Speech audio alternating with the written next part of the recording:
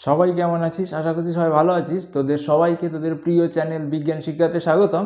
আজকে আমি তোদের ক্লাস 10-এর জীবন বিজ্ঞানের প্রথম চ্যাপ্টার জীবজগতের নিয়ন্ত্রণ সমন্বয়ের 2 নম্বর ভিডিওতে আলোচনা করব উদ্ভিদের চলন সম্পর্কে। এর আগের ভিডিওতে আমি চলন এবং গমন সম্পর্কে পড়িয়ে দিয়েছি এবং এদের পার্থক্যও বলে দিয়েছিলাম এবং চলনের ক্ষেত্রে বলেছিলাম যখন উদ্ভিদ একই জায়গায় স্থির থাকে এবং তার অঙ্গ প্রত্যঙ্গ এক জায়গার থেকে অন্য জায়গায় চালিত করে এই ঘটনাকে, কিন্তু তার স্থানান্তর হয় না। মনে কর আমি এখানটাতে দাঁড়িয়ে রয়েছি, এখান থেকে দাঁড়িয়ে আমার হাতকে কী করছি, এদিক ওদিককে আমার অঙ্গকে বাড়িয়ে দিচ্ছি, এটাকে কি বলা হচ্ছে? চলন বলা হচ্ছে। কিন্তু আমার স্থানান্তর পরিবর্তন হচ্ছে না। মানে এখান থেকে যদি আমি সরে এইখানটাতে চলে আসতাম তাহলে আমার কি হতো? গমন হতো। কিন্তু তাহলে চলন কি একই জায়গায় স্থির এবং সেই জায়গার থেকে কি করা? অঙ্গ প্রত্যঙ্গের মুভমেন্ট করা, এটা হলো চলন।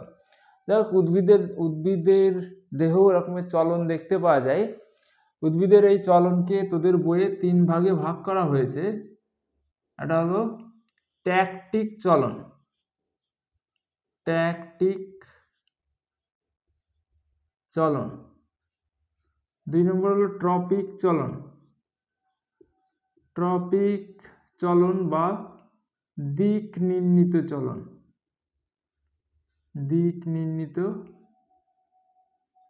চলন। এবং সবার লাস্টে আছে ন্যাস্টিক চলন, ন্যাস্টিক চলন। এই ট্যাকটিক চলনটা অ্যাকচুয়ালি গমন বলতে পারিস, কারণ ট্যাকটিক চলনের ক্ষেত্রে উদ্ভিদ অঙ্গ এক জায়গায় স্থির থাকে না, এক জায়গার থেকে অন্য জায়গায়, উদ্ভিদ অঙ্গ না, পুরো সমগ্র উদ্ভিদ দেহটায় এক জায়গার থেকে অন্য জায়গায় স্থানান্তরিত হয়। তাহলে ট্যাকটিক চলন কি? ট্যাকটিক চলন হলো এমন এক প্রকার চলন যেইখানটাতে সমগ্র উদ্ভিদ দেহই উদ্দীপকের প্রভাবে এক জায়গার থেকে অন্য জায়গায় স্থানান্তরিত হয়।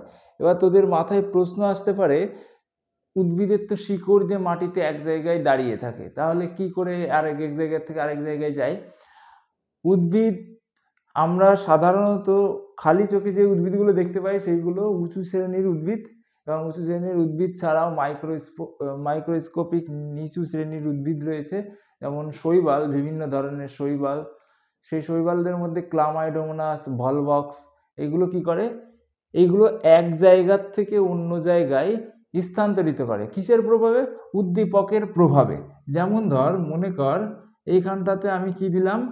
আলো দিলাম। আর এটা কি? এটা একটা পুকুর, মনে কর এটা একটা পুকুর। এবার এই জায়গাটাতে কিছু কি রয়েছে? শৈবাল রয়েছে, ক্লামাইডোমোনাস রয়েছে। এই ক্লামাইডোমোনাস কি করবে? এই ক্লামাইডোমোনাস যেহেতু এখানটাতে আলো দিয়েছি, এই আলোর দিকে, সম্পূর্ণ আলোর দিকে চলে আসবে। ঠিক আছে? ও কি করবে? এই আলোর দিকে, এখান থেকে আলোর দিকে চলে আসবে, সম্পূর্ণটাই চলে আসবে। তা এই চলনকে কি বলা হবে? এই চলনকে ট্যাকটিক চলন বলা হবে। কেন? কারণ সমগ্র দেহটাই, উদ্ভিদের সমগ্র দেহটাই কি হচ্ছে? এই আলোটা তো কি? উদ্দীপকের দিকে চলে আসছে সমগ্র দেহটাই, যার কারণে এটাকে ট্যাকটিক চলন বলা হয়। তাহলে ট্যাকটিক চলন কি? যখন সমগ্র উদ্ভিদ দেহটাই উদ্দীপকের দিকে চলে যায়। শুধু উদ্ভিদ দেহ নাই, যদি কোনো প্রাণী হয়, সেই প্রাণীর ক্ষেত্রেও এটা ট্যাকটিক চলন হবে। ঠিক আছে? এবার ট্যাকটিক চলনকে ভাগ করা হয় কিসের? ফটোট্যাকটিক চলন, ফটোট্যাকটিক চলন, কেমোট্যাকটিক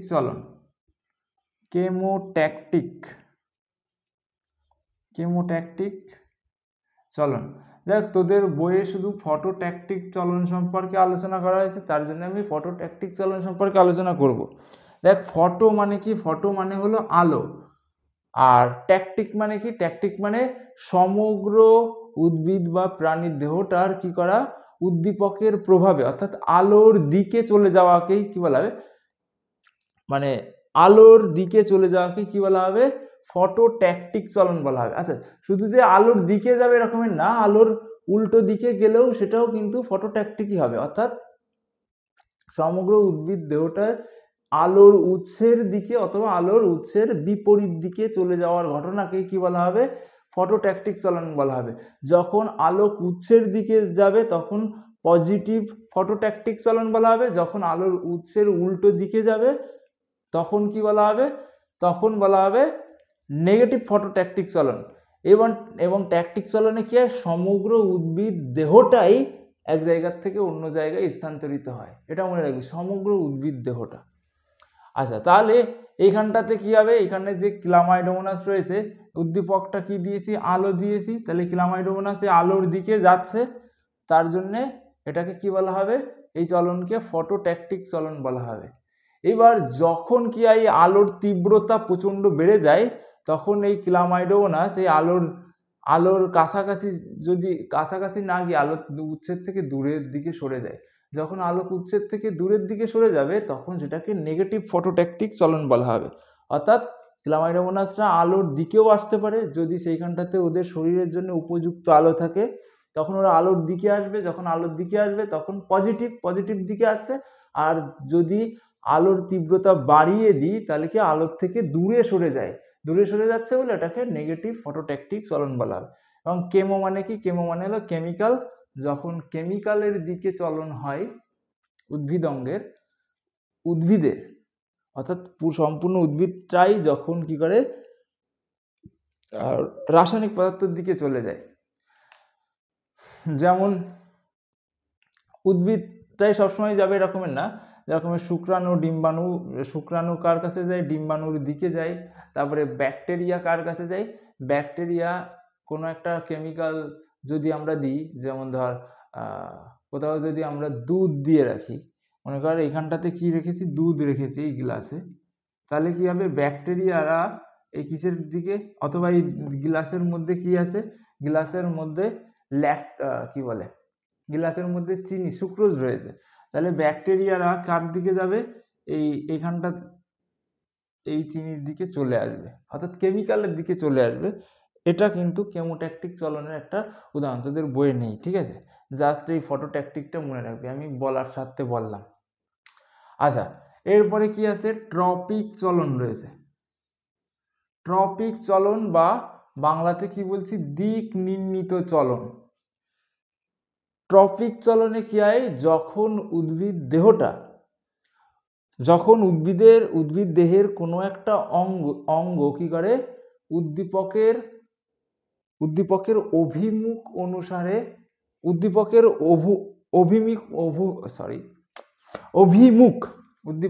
অভিমুখ অনুসারে কি হয়? অভিমুখ অনুসারে চলন ঘটে, তখন সেটাকে ট্রপিক চলন বলা হবে। আচ্ছা, অভিমুখ মানে কি? মনে কর এইখানটাতে একটা উদ্দীপক রয়েছে, কি দিলাম? এখানটাতে একটা টর্চ রয়েছে, ঠিক আছে?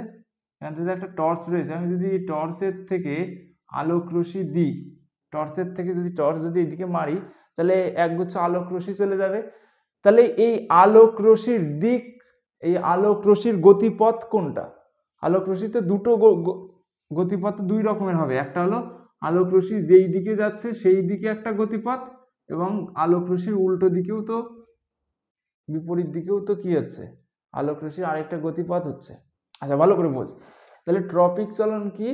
যখন কোনো উদ্ভিদ অঙ্গের চলন, এখানটাতে কিন্তু সমগ্র উদ্ভিদ দেহ হবে না।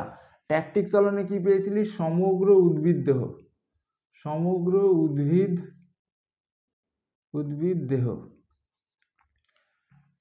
আর ট্রপিক চলনে কি হবে? ট্রপিক চলনের ক্ষেত্রে শুধুমাত্র একটা উদ্ভিদ অঙ্গ কি হবে?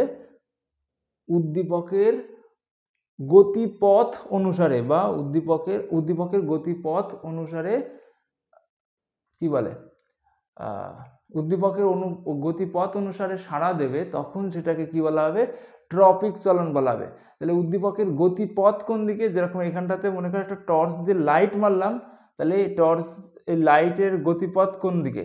লাইটের রে যেদিকে যাচ্ছে ওদিকে লাইটের গতিপথ, এবং লাইটের উল্টো পাশে তো লাইটের গতিপথ। এই পুরো পথ তাই তো লাইটের গতিপথ, তাই না? মনে কর এখান থেকে টর্চ মারলাম, টর্চ মারলে একগুচ্ছ আলোক রশ্মি বাইরে বেরিয়ে গেল, তাহলে ওই আলোক রশ্মি যেদিকে যাচ্ছে সেদিকেও কার গতিপথ? সেদিকেও লাইটের গতিপথ, এবং ও যেই উল্টো যেদিক থেকে আসলো সেটাও তো আলোক রশ্মির গতিপথই হয়েছিল। অর্থাৎ ট্রপিক চলন কি? ট্রপিক চলন হলো এমন একটা চলন যখন কোনো উদ্ভিদ অঙ্গের চলন উদ্দীপকের গতিপথ অনুসারে হতে হবে। গতিপথ অনুসারে কি হয়? গতিপথ অনুসারে হয়, তখন সেটাকে ট্রপিক চলন বলা হয়। এবং এই ক্ষেত্রে মনে রাখবি যে এই গতিপথ অনুসারে যখন হবে তখন উদ্দীপকের দিকেও হতে পারে, আবার উদ্দীপকের উল্টো দিকেও হতে পারে। যেরকমের আলোক রশ্মির দিকেও কোনো উদ্ভিদ অঙ্গের চলন হতে পারে, আবার আলোক রশ্মির উল্টো দিকে উদ্ভিদ অঙ্গের চলন হতে পারে।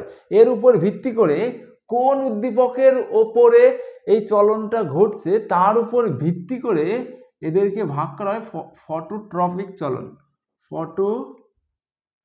ফটোট্রপিক চলন, ফটোট্রপিক চলন, তারপরে হাইড্রোট্রপিক চলন, হাইড্রোট্রপিক চলন, তারপর জিওট্রপিক চলন, জিওট্রপিক চলন। আচ্ছা, এবার একটা জিনিস দেখ, ফটো মানে আমি কি বলেছিলাম? আলো। আর ফটোট্রপিক মানে কি? যখন ট্রপিক মানে কি? দিক। যখন কোনো উদ্ভিদ অঙ্গের চলন আলোক উৎসের গতিপথ অনুসারে হয় তখন সেটাকে কি বলা হয়? ফটোট্রপিক চলন বলা হয়। এবার তার মানে এই না যে শুধু আলোক উৎসের দিকেই উদ্ভিদ অঙ্গের চলন হবে, আলোক উৎসের উল্টো দিকেও উদ্ভিদ অঙ্গের চলন হতে পারে। যদি আলোক উৎসের দিকে উদ্ভিদ অঙ্গের চলন হয় তখন সেটাকে কি বলা হবে? পজিটিভ ফটোট্রপিক চলন। আর যদি আলোক উৎসের উল্টো দিকে হয় তখন কি হবে? তখন সেটাকে নেগেটিভ ফটোট্রপিক চলন বলা হবে। মনে কর এইখানটাতে কি আছে? মনে কর এইখানটাতে আমি একটা গাছ আঁকালাম, ঠিক আছে? এখানটাতে একটা ছোট্ট গাছ আঁকালাম। এবার এই গাছের কি হচ্ছে? এই গাছের যদি এই দিক থেকে আলোক রশ্মি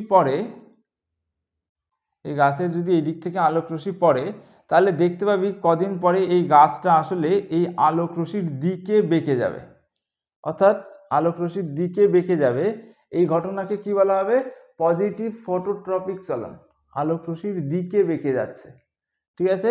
আলোক রশ্মির দিকে বেঁকে যাচ্ছে, যার কারণে এটাকে পজিটিভ ফটোট্রপিক চলন বলা হবে। এবং দেখতে পাবি যে এই শিকড়, এই গাছের কাণ্ড যেদিকে বেঁকে যাচ্ছে, অর্থাৎ আলোক রশ্মির দিকে বেঁকে গেলে শিকড় কোন দিকে বেঁকে যাচ্ছে? উল্টো দিকে বেঁকে যাচ্ছে। আলোক রশ্মির যেই দিকে রয়েছে বা আলোক উৎস যেই দিকে রয়েছে তার উল্টো দিকে বেঁকে যাচ্ছে। তাহলে এটা কি হবে? এটা হলো নেগেটিভ ফটোট্রপিক চলন। আর যখন আলোক রশ্মির দিকে বেঁকে যাবে তখন সেটাকে পজিটিভ ফটোট্রপিক চলন বলা হবে। আশা করি এখানটাতে সবাই বুঝতে পেরেছিস এই ফটোট্রপিক চলন তাহলে কি? পজিটিভ ফটোট্রপিক চলন এবং নেগেটিভ ফটোট্রপিক চলন দুই ভাগে বিভক্ত। তাহলে ফটোট্রপিক চলনে কি বলেছি? যখন কি হবে? যখন উদ্ভিদ অঙ্গের চলন কিসের প্রভাবে হবে? যখন কোনো উদ্ভিদ অঙ্গের চলন আলোর গতিপথ অনুসারে হবে তখন সেটাকে ফটোট্রপিক চলন বলা হবে। এবং যদি আলোক উৎসের দিকে হয় বা আলোক উৎসের অভিমুখে হয় তখন সেটা পজিটিভ। যদি আলোক উৎসের উল্টো দিকে হয় তখন সেটাকে কি বলবো? নেগেটিভ ফটোট্রপিক চলন বলে। খুব ইম্পর্টেন্ট পরীক্ষার জন্য। আর আলোক উৎস বা কোনো একটা উদ্দীপকের গতিপথ মানে কি? সেই গতিপথ অর্থাৎ ও যেই দিকে যাচ্ছে সেটা একটা পথ, আর ও যেদিক থেকে আসলো অর্থাৎ তার উল্টো দিকে আর একটা পথ। যখন ও যেদিকে যাচ্ছে আলোক উৎসের গতিপথ অর্থাৎ আলোক উৎস যেই দিকে যাচ্ছে বা যে কোনো উদ্দীপক যেই দিকে যাচ্ছে তখন সেটাকে কি বলা হবে? তখন সেটা পজিটিভ। আর উদ্দীপক যেদিকে যাচ্ছিল তার উল্টো দিকে কি হবে? নেগেটিভ। সবগুলোর ক্ষেত্রে একই রকম। যেরকমের হাইড্রোট্রপিক চলন, হাইড্রো মানে কি? হাইড্রো মানে জল। এবার যখন কোনো উদ্ভিদ অঙ্গের চলন কি হবে? চলন জলের উৎস দ্বারা কি হবে? যখন কোনো জলের উৎস দ্বারা হবে তখন সেটাকে কি বলা হবে? হাইড্রোট্রপিক চলন বলা হবে। জলের উৎসের অভিমুখ দ্বারা হবে তখন সেটাকে হাইড্রোট্রপিক চলন বলা হবে। এইবার যদি জলের উৎসের দিকে হয় তখন সেটা পজিটিভ হাইড্রোট্রপিক চলন, এবং যদি জলের উৎসের গতিপথের উল্টো দিকে হয় তখন সেটা নেগেটিভ হাইড্রোট্রপিক চলন। তাহলে হাইড্রোট্রপিক চলনকে আমরা দুই ভাগে ভাগ করতে পারি, পজিটিভ হাইড্রোট্রপিক চলন এবং নেগেটিভ হাইড্রোট্রপিক চলন। তাহলে এই পজিটিভ হাইড্রোট্রপিক চলনের এক্সাম্পল তোরা দেখতে পাবি। তোরা বাড়িতে একটা কাজ করবি, এরকমের একটা চালুনি নিবি। চালুনি মানে বুঝিস তো, যার নিজেই ছিদ্র ছিদ্র থাকে, ঠিক আছে। এবার এই চালুনির উপরে কি করবি, ভিজে কি বলে তুলো দিবি, ঠিক আছে। তুলো দিয়ে ভিজে তুলো দিবি। এবার এটাকে কি করবি, ঝুলিয়ে দিবি, এই চালুনিকে ঝুলিয়ে দিবি। এই ভিজে তুলোর উপরে কোনো একটা বীজ, ছোলা বীজ টিজ বা কোনো একটা বীজ রেখে দিবি, এবং কিছুদিন পরে দেখতে পাবি যে এই ছোলা বীজের থেকে শিকড় বাইরে বেরিয়ে যাচ্ছে এবং চালুনির ছিদ্র ভেদ করে নিচের দিকে চলে যাচ্ছে। এটা তো তোরা সবাই দেখতে পাবি, নিচের দিকে চলে যাচ্ছে। এবং এইভাবে যদি কদিন ঝুলিয়ে রাখিস তাহলে দেখতে পাবি এই শিকড় আবার কি হচ্ছে, শিকড় আবার উল্টো দিকে ব্যাক করা শুরু করছে। শিকড় আবার কি করছে, উল্টো দিকে ব্যাক করা শুরু করছে। কেন শিকড় উল্টো দিকে ব্যাক করা শুরু, প্রথমে এখান থেকে শিকড় বের হওয়ার ফলে ভূপৃষ্ঠের অর্থাৎ অভিকর্ষ বলের কারণেও নিচের দিকে নেমে আসছিল, কিন্তু নিচের দিকে নেমে আসার পরে দেখতে জলের উৎস নিচের দিকে নেই, জলের উৎস এই ওপরে রয়েছে, এইখানটাতে এই ভিজে তুলোর মধ্যে রয়েছে জলের উৎস। তার কারণে ওরা আবার কি করবে, ওরা আবার জলের উৎসের দিকে আবার বেঁকে যাবে। এই যে ঘটনাটা দেখতে পেলি, এটাই কিন্তু পজিটিভ হাইড্রোট্রপিক চলন,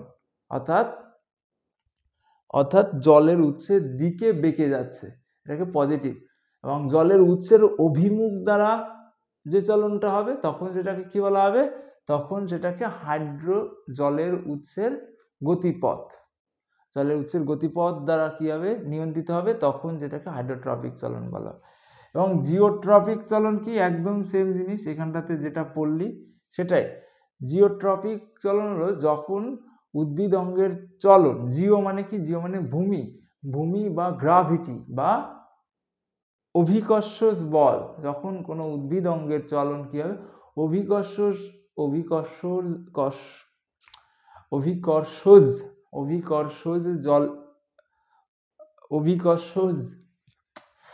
যখন কোনো উদ্ভিদ অঙ্গের চলন অভিকর্ষজ বলের কি বলে, বলের গতিপথ দ্বারা নিয়ন্ত্রিত হবে, তখন সেটাকে কি বলবে, তখন সেটাকে জিওট্রপিক চলন বলা হবে।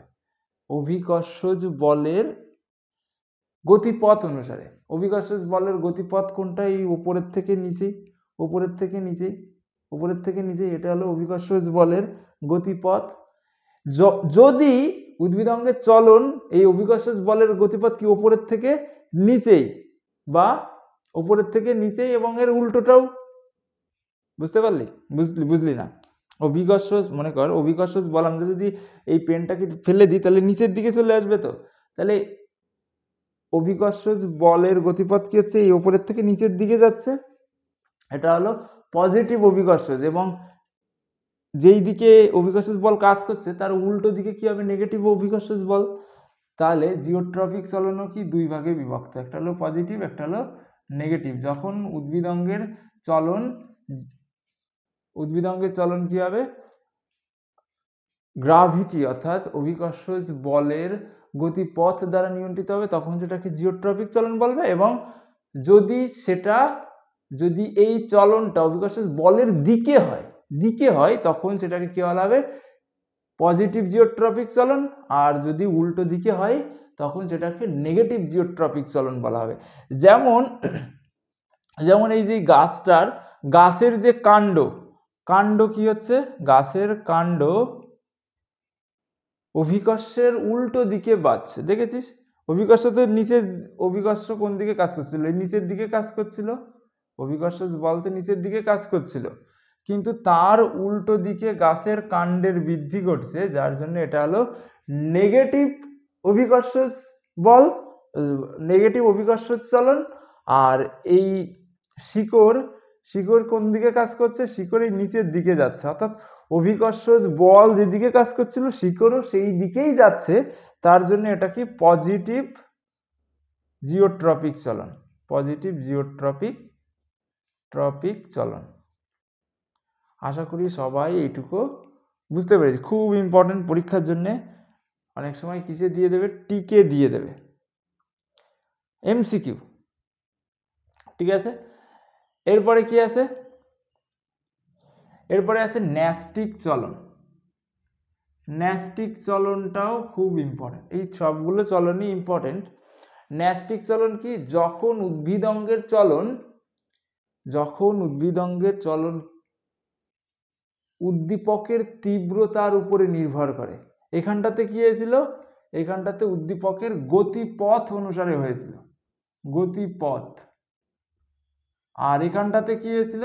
এখানটাতে সমগ্র উদ্ভিদ দেহটাই মুভ করেছিল, এখানটাতে উদ্দীপকের গতিপথ অনুসারে হয়েছিল। আর ন্যাস্টিক চলনে কি হবে? তীব্রতা, উদ্দীপকের তীব্রতা অনুসারে হবে। যখন উদ্ভিদঙ্গের চলন উদ্দীপকের তীব্রতা অনুসারে হয় তখন সেটাকে কি বলা হবে? ন্যাস্টিক চলন বলা হবে। যখন তাপমাত্রা তীব্রতার উপর নির্ভর করবে তখন সেটাকে থার্মোন্যাস্টিক চলন বলা হবে। তাহলে তাপমাত্রার কি হবে? থার্মোন্যাস্টিক চলন। থার্মো মানে কি? থার্মো মানে তাপমাত্রা। তোদের বাড়িতে থার্মোমিটার আছে সবার, কেন থার্মোমিটার বলে? তাপ মাপে, তার কারণে থার্মোমিটার বলে। আচ্ছা, যখন উদ্ভিদঙ্গের চলন কি হবে? আলোর তীব্রতার ওপর, তখন কি হবে? আলোর ইংরেজিতে কি বলে? ফটো বলে। তাহলে ফটোন্যাস্টিক। তাহলে যখন আলোর তীব্রতা অনুসারে হবে তখন সেটাকে ফটোন্যাস্টিক বলবে। আর নিকটিন্যাস্টিক মানে কি? তাপ এবং আলো দুইজনের প্রভাবেই যখন উদ্ভিদঙ্গের চলন নিয়ন্ত্রিত হবে তখন সেটাকে নিকটিন্যাস্টিক। খুব ইম্পর্টেন্ট নিকটিন্যাস্টিক। যেরকমের তেঁতুল গাছের পাতায় দেখতে পাওয়া যায়, তোরা রাতের বেলায় টর্চ মেরে দেখবি তেঁতুল গাছের সব পাতা খেয়ে যায়, এরকমের একসঙ্গে আটকে থাকে। তেঁতুল গাছের পাতা দেখেছিস তো? এরকমের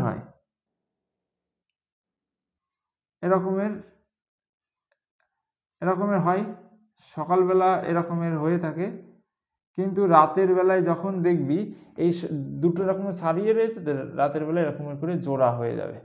তাহলে এই যে উদ্ভিদঙ্গের চলন হলো, এটা হলো কিসের জন্য হচ্ছে? তাপ এবং আলো দুজনের প্রভাবে, তার জন্য এটাকে নিকটিন্যাস্টিক চলন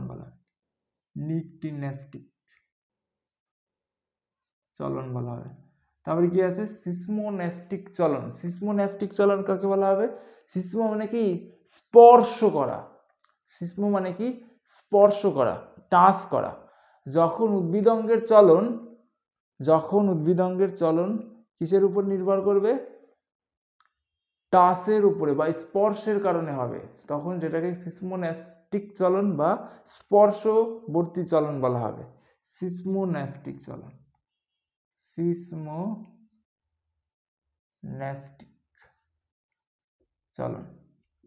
তারপরে কি আছে? কেমোন্যাস্টিক চলন আছে। কেমোন্যাস্টিক মানে কি? কেমিক্যালের প্রভাবে হবে তখন সেটাকে, যখন উদ্ভিদঙ্গের চলন কেমিক্যালের প্রভাবে হবে তখন সেটাকে কেমোন্যাস্টিক চলন বলা হয়।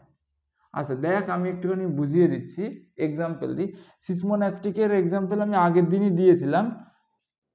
এটা মনে কর মিমোসা পুডিকা বা লজ্জাবতী গাছের পাতা। এই পাতায় যদি আমরা টাচ করি তাহলে পাতা কি হবে? মুদে যাবে। কেন মুদে যাবে? কারণ আগের দিন বলেছিলাম যে এই পাতার এই যে ছোট্ট যে অংশটা লিফলেট, এই লিফলেটকে যদি আমরা বাইরে বের করে নিয়ে আসি তাহলে এই পাতার এইখানটাতে, লিফলেটের এই গোড়াতে একটা মোটা অংশ দেখতে পাবি, মানে কি বালবাস অংশ বলে, যেটাকে পালভিনাস বলা হয়। এবং পালভিনাসের মধ্যে যে কোষগুলো থাকে সেই কোষগুলো কি করতে পারে? সেই কোষগুলো যখনই আমরা টাচ করি বা বাইরে থেকে কোনো উদ্দীপনা দিই, তখন ওই কোষগুলো সহজেই জল ত্যাগ করতে পারে, আবার উদ্দীপনা যখনই চলে যায় তখন আবার সহজেই জল গ্রহণ করতে পারে। যখনই ওরা জল গ্রহণ করে ওই কোষগুলো যখনই জল গ্রহণ করে তখন ইরেক্ট থাকে, সতেজ মতো দেখা যায়, এবং যখন কি হয় জল বাইরে বেরিয়ে যায় কোষের থেকে, তখন প্রথমে কি থাকে, এরকম ইরেক্ট থাকে যখন জল থাকে গাছের মধ্যে। গাছের পাতার এই পালভিনাস কোষের মধ্যে যে কোষগুলো, পালভিনাসের মধ্যে যে কোষগুলো, মটর কোষগুলো রয়েছে, তারা এরকম ইরেক্ট হয়ে থাকে, তার জন্য পাতা ইরেক্ট থাকে। এবং যখন উদ্দীপনা দেওয়া হয় তখন ওই পালভিনাস কোষের থেকে পালভিনাসের মধ্যে যে মটর কোষ রয়েছে তার থেকে জল বেরিয়ে যায়, জল বেরিয়ে অন্য কোষে চলে যায়, তখন এই পাতা এরকম করে মুদে যায়। বুঝতে পেরেছিস? জলের কারণেই তো ইরেক্ট হয়ে থাকে, এবং জল যখনই চলে যায় তখন এরকম করে মুদে যায়। এটাই আগের দিন ভালো করে বুঝিয়ে দিয়েছিলাম, আজকে জাস্ট একটু নিয়ে বললাম। তাহলে এটা কিসের জন্য? এটা হলো সিসমোন্যাস্টিক চলন। আর কেমোন্যাস্টিকে কেমিক্যালের প্রভাবে তোরা লজ্জাবতী বলছি, পিচার প্লান্ট দেখেছিস, অনেকের বাড়ি রয়েছে। তারপরে ভেনাস ফ্লাই ট্রাপ এরকমের হয় দেখতে, ভেনাস ফ্লাই ট্রাপ দেখেছিস সবাই, অনেকেই দেখেছিস ছবিতে। এবং যখন কি হয়, যখন এইখানটাতে কোনো একটা পোকামাকড় চলে আসে, তখন কি করে, তখন এই দুটো পাতা একসঙ্গে যুক্ত হয়ে যায়। প্রথমে এরকমের অবস্থায় থাকে, যখনই এর উপরে কোনো একটা কোনো একটা পোকামাকড় পড়ে। আচ্ছা, পোকামাকড়ের মধ্যে কি আছে? প্রোটিন আছে, তারপরে লিপিড আছে, কার্বোহাইড্রেট রয়েছে। প্রোটিন, লিপিড, কার্বোহাইড্রেট এগুলো একটা কেমিক্যাল পদার্থ। যখনই ওর উপরে পড়ে তখনই কি হয়, এরকম করে আটকে যায়। ঠিক আছে, কেমিক্যালের প্রভাবে এই চলনটা ঘটলো উদ্ভিদ অঙ্গের, তার জন্য এটাকে কেমোন্যাস্টিক চলন বলা হয়।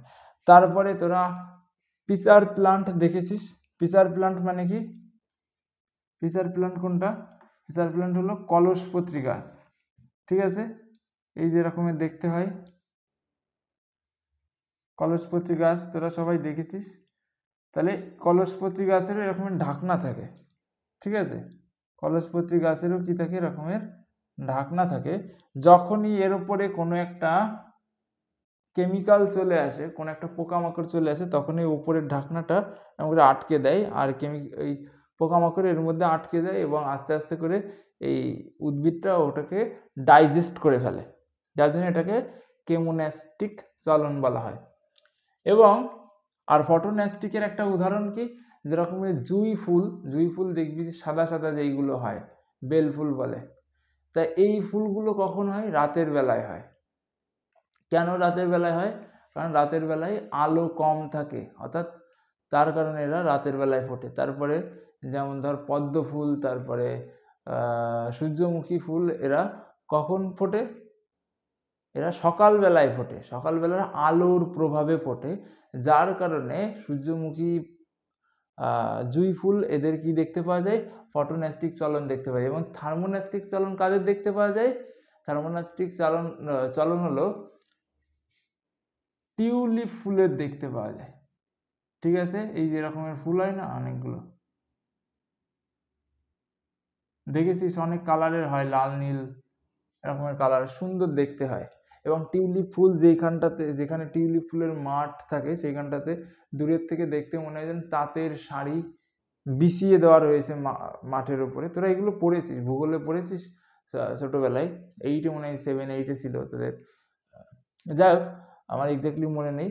তাহলে টিউলিপ ফুলের কি হয়? টিউলিপ ফুল কিন্তু এই থার্মোন্যাস্টিক চলন দেখায়, অর্থাৎ টেম্পারেচার যখন একটা নির্দিষ্ট টেম্পারেচার তীব্রতা একটা নির্দিষ্ট পর্যায়ে যদি না পৌঁছায়, তাহলে কিন্তু টিউলিপ ফুল ফোটে না, যার কারণে এদেরকে থার্মোন্যাস্টিক চলন বলা হয়। আশা করি তোরা সবাই এটুকু বুঝতে পেরেছিস। দেখ, এখান থেকে আমি মোটামুটি তোদের কি দিয়ে দিয়েছি, এদের মধ্যে একটা সম্পর্ক স্থাপন করে দিয়েছি। তোরা আরেকবার ভিডিওটা দেখলেই বুঝতে পারবি, অনেক জায়গায় আমার ভাষা আটকে গেছে, অভিকর্ষজ বলতে গিয়ে অনেক বেশি সমস্যা হয়ে গেছে। অনেক সময় কথা বলার সময় কথা বলতে থাকলে এরকমের হয়, বেঁধে যায় অনেক সময় কথা, পেটে আসে মুখে আসে না। যাই হোক, যেটা বলছিলাম সেটা হলো এই যে চলন, এই চলন সম্পর্কে এই তিনখানা যে চলন রয়েছে এদের মধ্যে সম্পর্ক রয়েছে। সম্পর্ক কি? ট্যাকটিক চলনে কি হয়, সমগ্র উদ্ভিদ দেহটা এক জায়গার থেকে আরেক জায়গায় যায়। দেখ, এই ট্যাকটিক চলন শুধুমাত্র উদ্ভিদ দেহে না, ট্যাকটিক চলন কাদের মধ্যে দেখতে পাওয়া যায়? প্রাণীদের মধ্যে। যেরকম ব্যাকটেরিয়ার উদাহরণ দিলাম, ব্যাকটেরিয়া কেমিক্যালের প্রভাবে আরেক জায়গায় চলে গেছিল, তাই না? তারপরে আর কি, আর ট্রপিক চলনে কি হয়, গতিপথ অনুসারে হয়। কিসের গতিপথ? উদ্দীপকের গতিপথ অনুসারে হয়। আর ন্যাস্টিক চলন কি হবে? তীব্রতা অনুসারে, উদ্দীপকের তীব্রতার উপর ভিত্তি করে যে চলন হয় তখন সেটাকে ন্যাস্টিক চলন বলা হয়। ট্যাকটিক চলনে কোনো হরমোনের প্রভাব নেই, কিন্তু ট্রপিক চলনে হরমোনের প্রভাব রয়েছে। এইখানটাতে আমি একটা এক্সাম্পল দিয়েছিলাম, উদ্ভিদ কি হয়েছিল, এই গাছটা কার দিকে বেঁকে গেছিল? আলোর দিকে বেঁকে গেছিল, যেটা কিসের প্রভাবে হয়? অক্সিন হরমোনের প্রভাবে হয়। আমি পরে তোদের অক্সিন নিয়ে যখন পড়াবো তখন একদম পুরো ডিটেলসে বলে দেবো, এই ভিডিওতে বললে ভিডিও বড় হয়ে যাবে।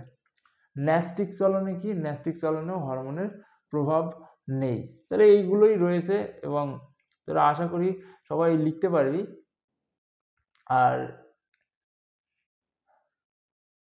দেখ, আশা করি তোরা সবাই এটা বুঝতে পেরেছিস, তোদের ভালো লেগেছে। তোরা যারা বুঝতে পারিসনি তারা এই ভিডিওটা আরেকবার দেখবি, তাহলে ক্লিয়ার হয়ে যাবে। যাই হোক, তোদের সবাইকে ধন্যবাদ এই পর্যন্ত দেখার জন্য। All the best.